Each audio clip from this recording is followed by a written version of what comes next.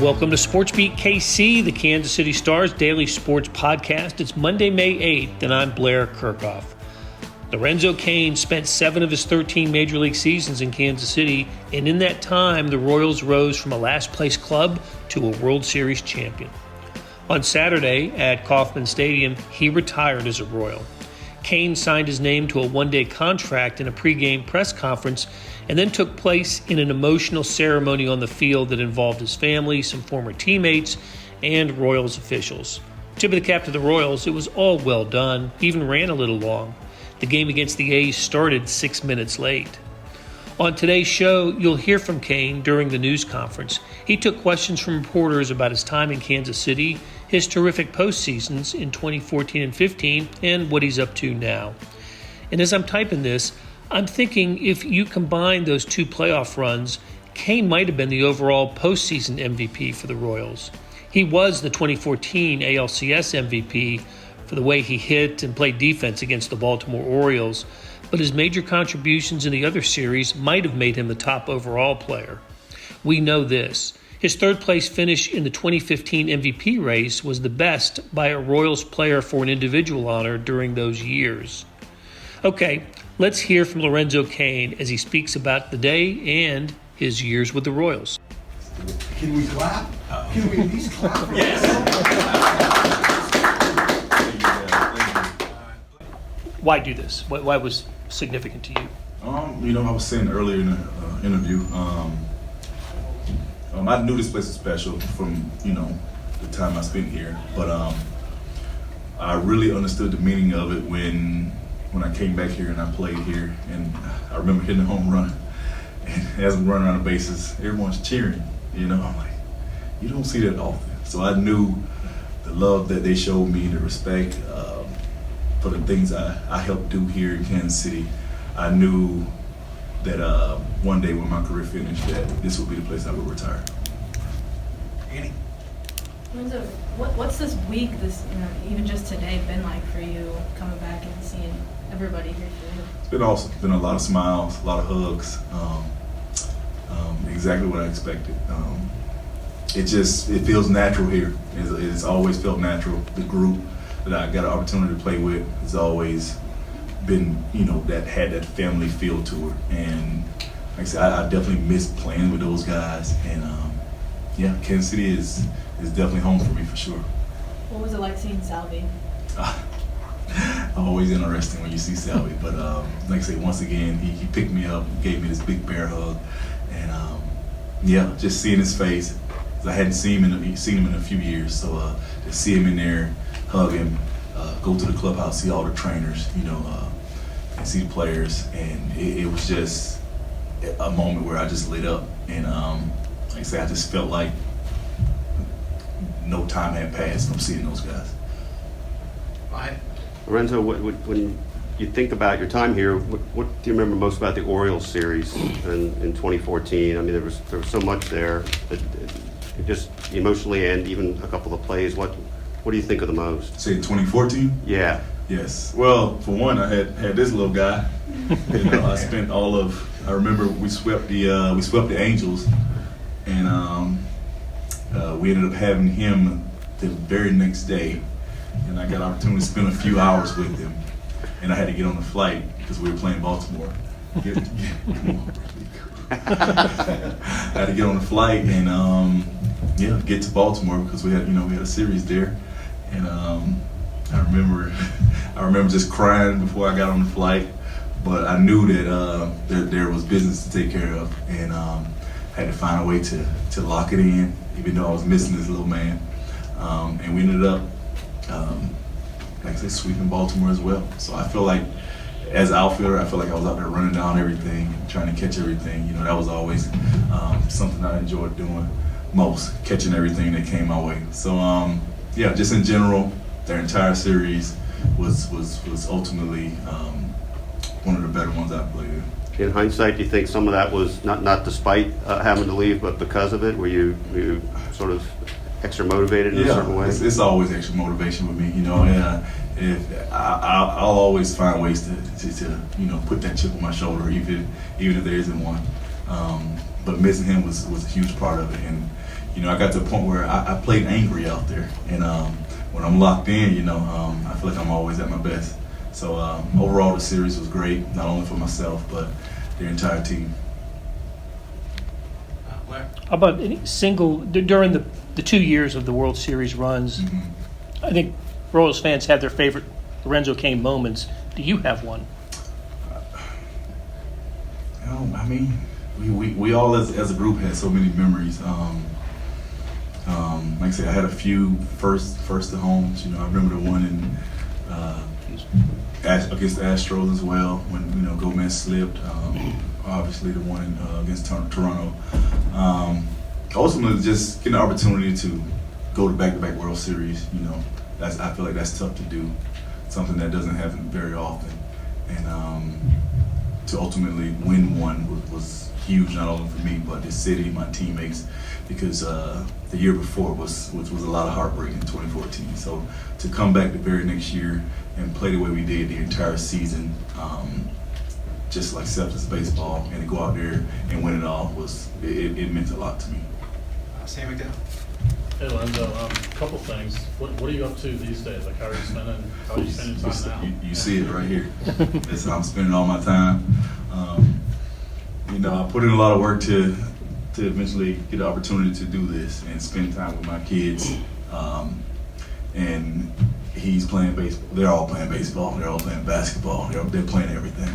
So I'm so fortunate and blessed to have an opportunity to watch them start their sports career at a very early age, and I've been having a blast doing it. And just wonder if you could reflect on the trade that brought you here, and also Dayton bringing you here, what he meant to your career as well. Yeah, I mean, Dayton was a huge part of my career.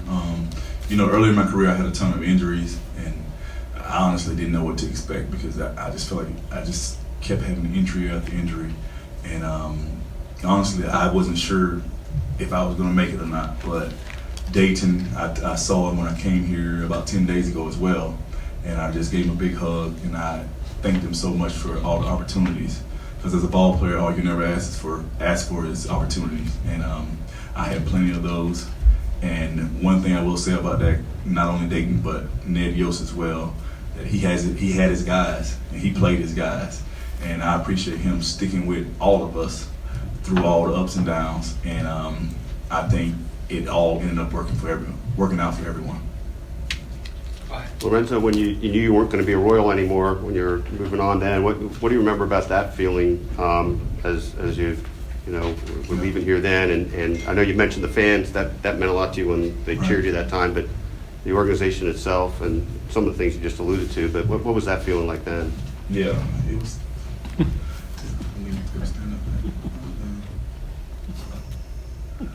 It was tough. Unfortunately, we all became free agents at the same time. I think that's what made it tough for everyone.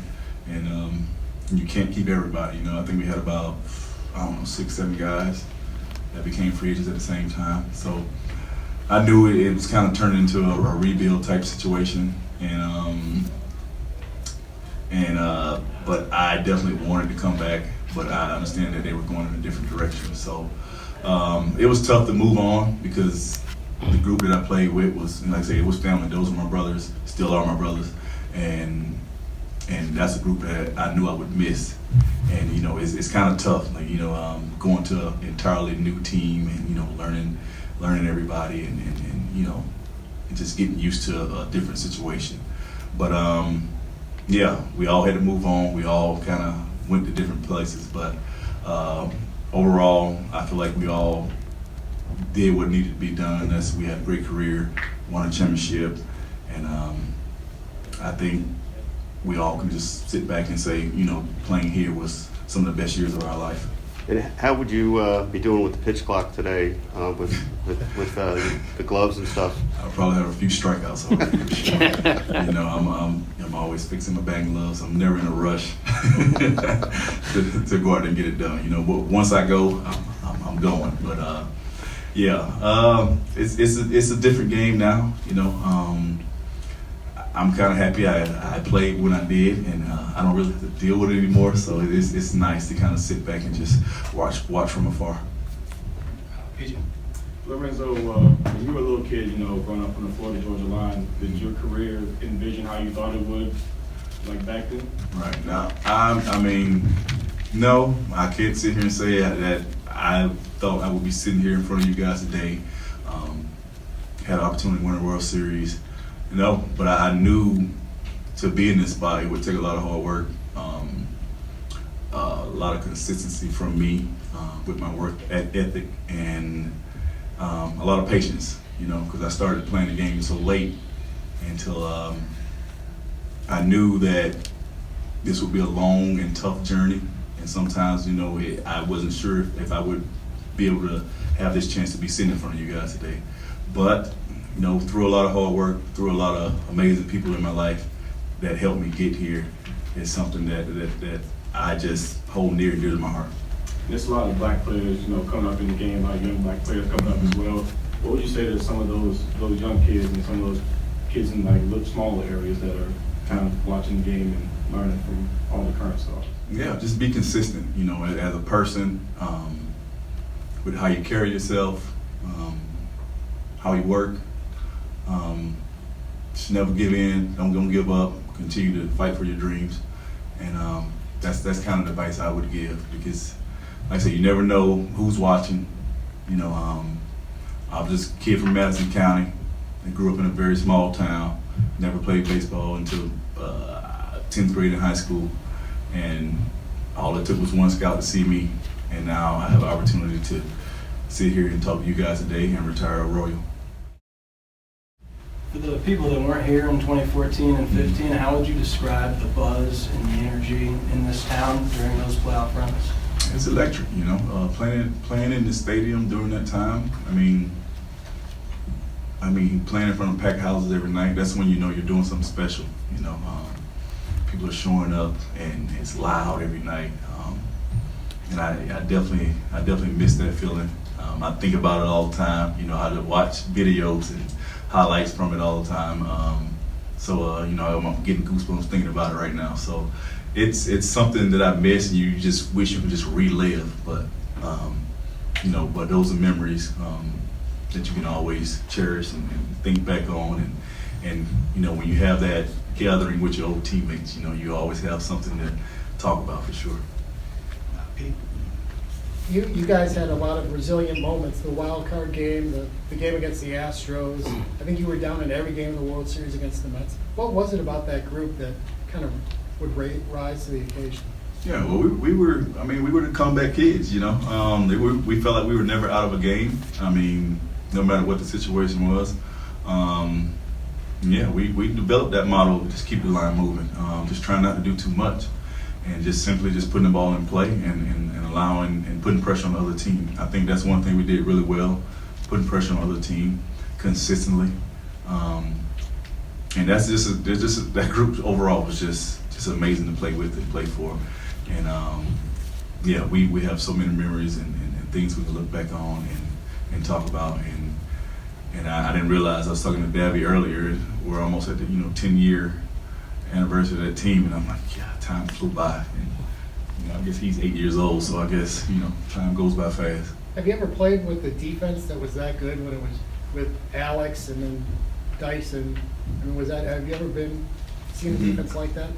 Only defense I think can come close to that, but I was in the minor leagues when we had, I think it was Michael Brennan in left. We had a kid named Darren Ford in center, and I played right in the minor leagues. Actually, I didn't start playing center field until AA.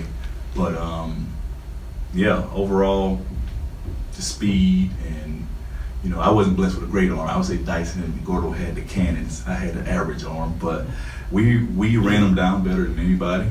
We threw them out better than anybody, and we did it at Kauffman, which is a huge stadium. So I think Kauffman allowed me to showcase my skill set, Dyson's skill set, and also Gordon's skill set. So overall, playing in the stadium and just the skill set that we all had and possessed was something that Kauffman allowed us to show off. Do you have a go-to highlight that you watch that you look back on? I don't really have a go-to highlight. I just kind of enjoy all of them. I mean, the wild card game was by far the best game I've ever played in, I've been a part of. I mean, for us to come back and come back from that situation. It was tough because, you know, after that home run, I remember after that home run against Ventura, it took the life out of us a little bit. But then we kind of realized, hey, we can't forget who we are. We got to find a way to bounce back, and that's what we did. We didn't give up, and we found a way to come back and win that game. So, hey, that's kind of things that those things is what made that team great, special, and memorable. Lorenzo, it's fair to say the wild card game sort of made you think anything's possible? I mean, Yeah. is that, I mean, I had that feeling already, but after that game, yeah, you know, it's tough to kind of put that team into words. You know, it was just a special group. I mean, I feel like we all possess different skill sets, but I think we all meshed together well, and I think that's what made us such a consistent group. And yeah, I mean, it was just a great group, and I'm so happy I can come back here and retire a Royal and just be here for a special day. and when you did start playing in 10th grade, I'm trying to remember, did you say you were just trying to want to hang out with your buddies? I mean, what drew you to the game when you first played? I can't quite remember. Oh, well, first and foremost, my mom wouldn't let me play football. So she said no to football. So she said no to football, and I actually tried out for basketball my 9th grade year, and I got cut. So I said, well, what's left? You know, baseball was the last option for me. And I was saying earlier, you know, I had a buddy that played on the baseball team already, and I went and had a conversation with him and said, hey, do you think I can build a bear? I apologize. But I ended up having a buddy on the baseball team, and I ended up going to talk to him. Hey, do you think I can, you know, possibly play baseball? And he said, yeah, I'll introduce you to the coach. And I ended up going in his office and said, hey, coach, my name is Lorenzo Cain. I would love to play baseball for your team. And he basically said, hey, perfect. We actually are short on the JV team. We were going to have to cancel the season. So, yeah, now we can play the season because you're here. So I kind of made it by default, but, you know, yeah, weird things happen. But so, yeah, baseball wasn't my first choice. It was football and basketball. And then, you know, mom said no to football, basketball. After the conditioning tests, I refused to go back out there. So I decided to try baseball. And, yeah, I had to learn fast, learn quick, and pick up the game as quick as possible if I wanted to play. Furthermore, if I wanted to be in the position I'm in today. I'll finish up PJ, Vern, and McDowell. Okay, PJ. Do you think you could sit up today and have it sunk in for the boys how good you were yet? Hold on, say that one more time. So do you think you could play today? I think I can go out there and give you a few innings, you know. Think they still got it? Yeah. Yeah, so, you know, they're starting to realize that, you know, it's starting, you know, Daddy played baseball, you know, Daddy won a World Series, you know, they don't, I know he doesn't fully understand it, but he's starting to get it. He's slowly getting it as well. So we'll do things in the backyard, and I have to show them Daddy still got it. You know, they always ask me to race or, you know, see if I can do this or that, and I have to show them that Daddy still had it. So yeah, I think I can go out there and give you a few minutes for sure. Lorenzo, that championship team was obviously great, but you were the 3-hitter, you were the guy top 3 for MVP. Did you feel a pressure to not only show up every day, but to produce? Did you feel an added pressure on that squad? I wouldn't say I felt any pressure, but the thing about that is, a lot of people don't remember, I was hitting, that year when Ned moved me to the 3-hole, I was hitting, I think, 7th or 8th, like further down the lineup the entire season that year. And then we get to, I want to say September, maybe August or September, and Ned just out of nowhere decides to move me to the 3-hole. And I come in the lineup, what is this? Like, in my head, I'm thinking, I'm not a 3-hole hitter. You know, that's usually a power hitter. I'll hit a few home runs, but I'm not a power hitter, more of a line drive hitter. So the move was surprising from my perspective, but that just showed me how much he believed in me. And all I ever wanted to do was go out there and prove him right for moving me to the 3-hole. And I think at the end of the day, I accomplished that. Lorenzo, I assume just being part of a professional athlete is always believing that you can achieve what you did, but at what point did you think that this group, that it was realistic, that you guys would, enter the postseason, potentially get to a World Series? I mean, earlier that year, was even years before that you sort of could envision that? I would say years before, just getting the opportunity to play with some of those guys. Sorry.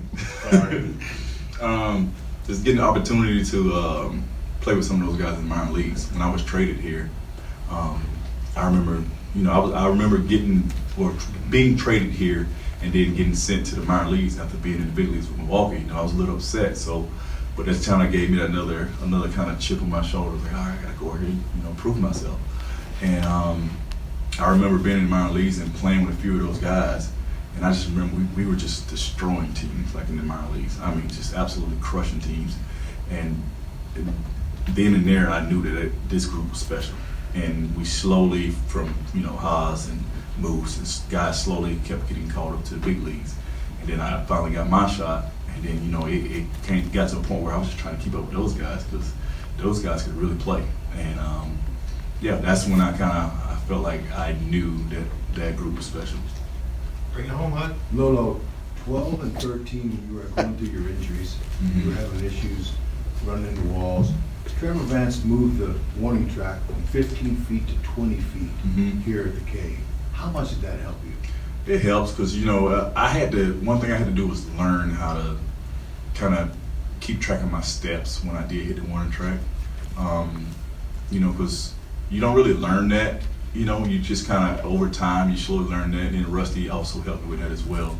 And you just learn how to find the wall once you hit the track. And that shorter distance definitely helped. But over time, you just kind of learn how to judge where the wall is. But the thing with me is I had a problem with just not having a fear of the wall.